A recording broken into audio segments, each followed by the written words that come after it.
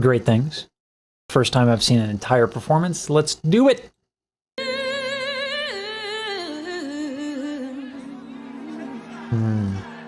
Before she even say a lyric, she might just moan a little.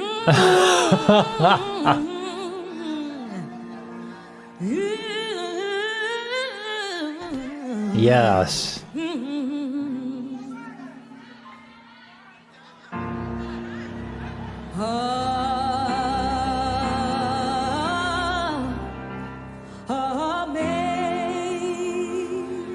Ooh.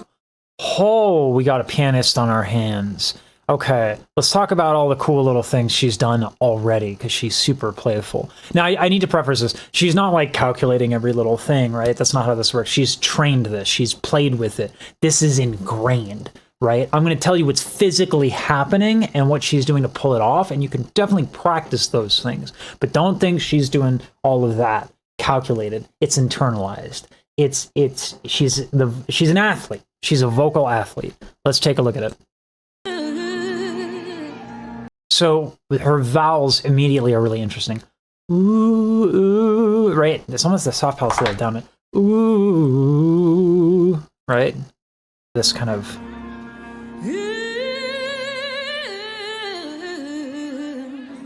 And then she changes it, gives it a contrast. Here we have this intimate, quiet. Now she's going to lift up the soft palate, give it a little vibrato, give a lot more life to it.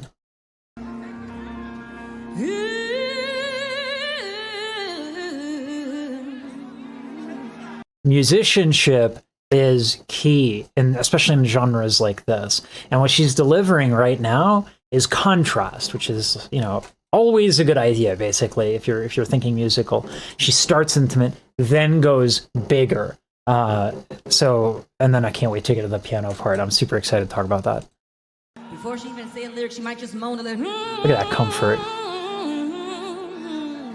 This woman's been on stage. Oh,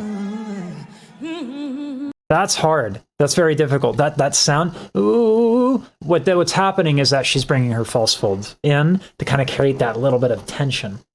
It's actually something you can experiment with right now. Just be gentle with yourself. I'm going to give you a cue. Okay? Singing just a little whoo, whatever's easy, and a note in a range that's comfortable for you. And then as you're singing it, begin the process of starting to hold your breath. Okay, because it is a range of motion. It's not right. As you are making that sound, begin to hold your breath. Begin that action. Right around here, right? So there's a range of motion. Right, this is closed. Right around here is where she's at with this sound. So, ooh,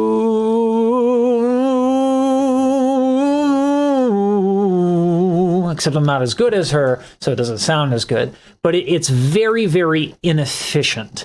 It's a thing to do for effect, right? It's not ergonomic, which makes it impressive because it's harder to do. Sounds simple. But if you just tried it with me, you will notice, oh, that's very uncomfortable if you're not good at it. If you have really good breath control, you can make it work.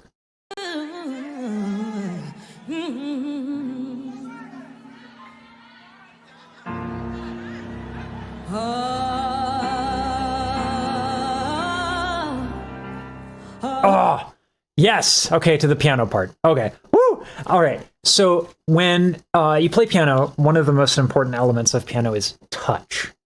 But with touch, for example, so if you play a chord, right, and the voice, like the melody is on top of that chord, right? Being able to have good touch is to be able to put more pressure on that pinky, on that higher note, so that it comes across, right? And this is essential to having dynamic control of the piano. It's a very, very, very important part of the instrument. Listen to how she starts with that little tremolo, and then she just backs off of it. It's wonderful.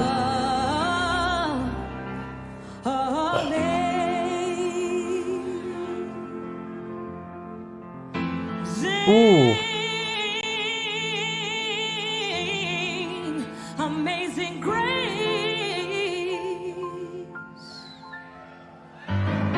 Nice.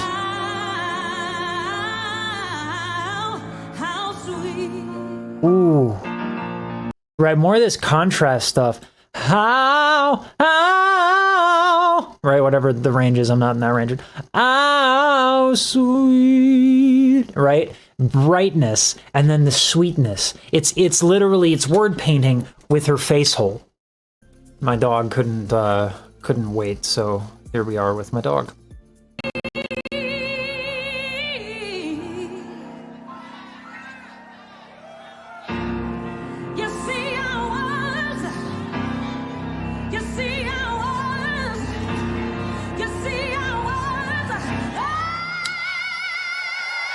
Okay. Oh my god. Yeah, Anya, I know. You're very excited. Crap.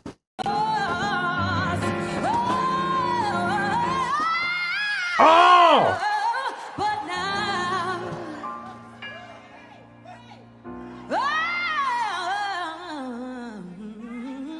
But now I'm found.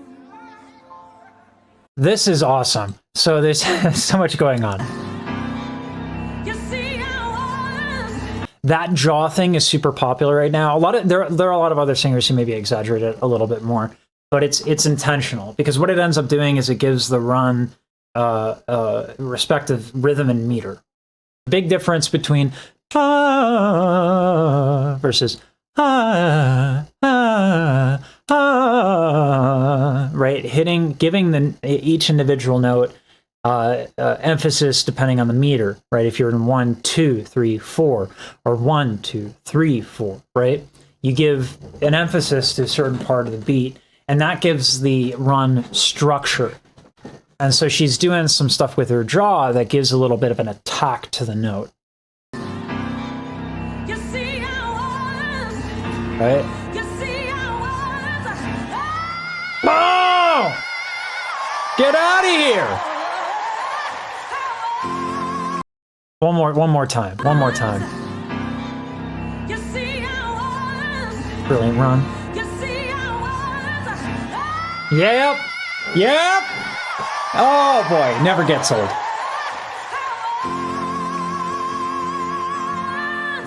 Okay, so why is that cool? All right, aside from it sounding amazing, there's some technique here that's ultra tricky.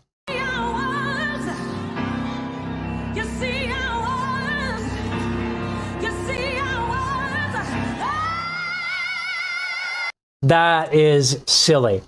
So there are two things going on. One, a heavy contraction of the aryepiglottic sphincter. Okay, what is that? Twang. A lot of people just call it twang. It gives a bite to the sound. The difference is like, no twang or very little.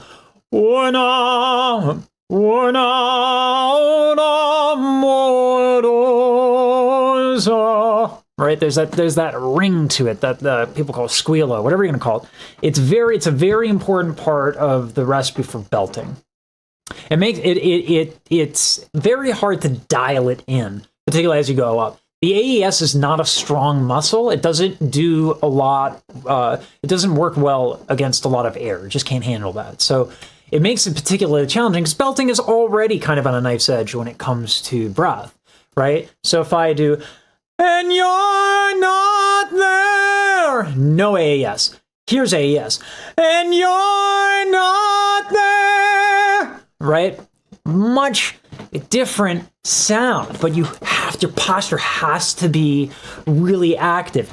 Add to the fact that she's doing more of that false fold constriction that we talked about earlier, where you go to hold the breath and there's that range of motion, right?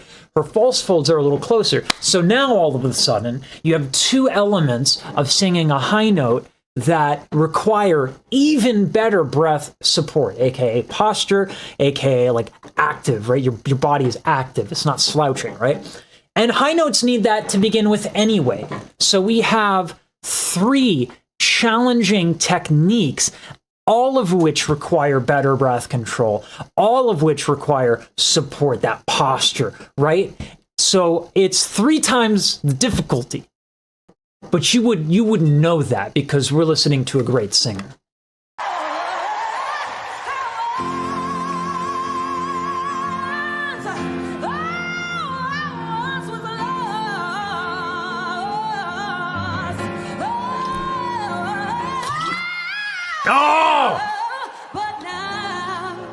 on, wait.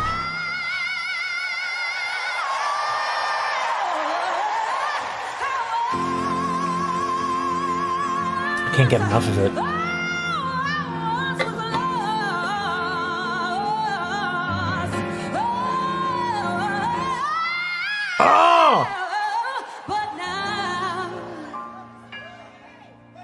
Look at this, right?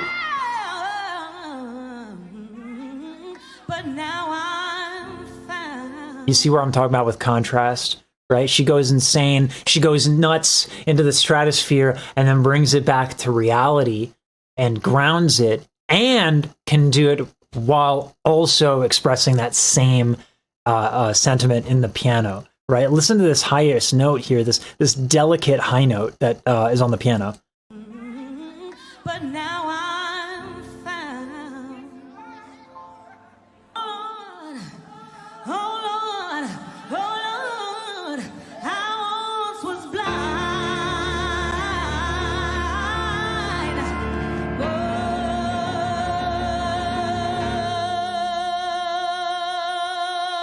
Oh yeah, right into nasality. A lot of people, people hear nasal and they immediately think it's a pejorative. That and falsetto. If you start saying nasal and falsetto in anywhere in a sentence regarding a singer that someone likes, almost always you'll get a, well, I never. I gotta be careful doing my headphones almost always drop when I do that. But it's not a bad thing. It's an aesthetic and it's a choice. And she's doing it because she doesn't care about the rules. She doesn't care about a YouTube comment section. She's just singing it and she's killing it. And listen to the aesthetic and how much this adds. This would be less interesting if there wasn't nasality.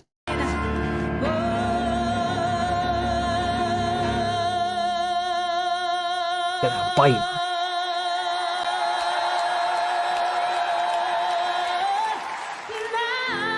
Ooh, and velvet. Vulnerability.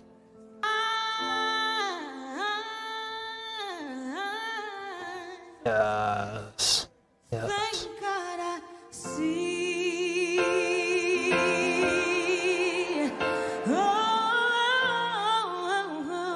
Ooh.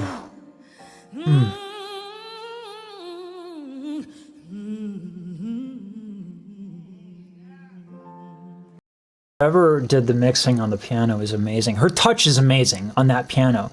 I highly recommend the link to this performance. Hold on, let's see where it's at here. Okay, I have it in the title. This performance, just listen back to it again, only listening to the piano. And you're gonna be like, oh my God, that's beautiful. It's incredible musicianship. And she's throwing in different harmonies. In the beginning, she's putting a lot of like seventh chords in there, right? And then at the end there, she simplifies it. This is an elite artist.